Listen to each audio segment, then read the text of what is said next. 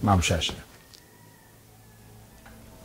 Meron nga po palang gustong usisain si Senyor Magallanes.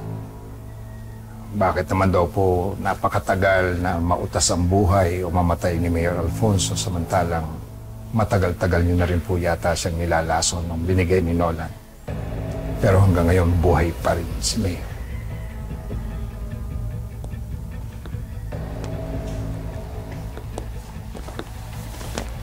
Para namang nakakalimutan niyo ng binili ni Nolan. Dapat paunti-unti lang ang pagpapainom kay Alfonso.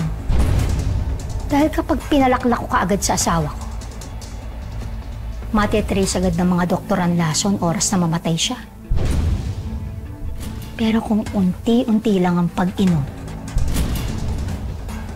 mauuwi lang sa atake sa puso. Walang magdududa sa akin. Bayaan niyo, ma'am, at ipaliliwanag ko ng maayos kay Senyor. Dangan nga lang po kasi ay marami siyang plano para sa Maynila sakaling kayo nang umupo doon pagkapanalo niyo sa eleksyon. Huwag kang mag-alala. Sabihin mo sa kanya malinaw sa isip ko ang plano. Kahit naman ako, kating-kate na ako mawala ang Alfonso na yan eh. Para makapagsama na kami ni Senator William.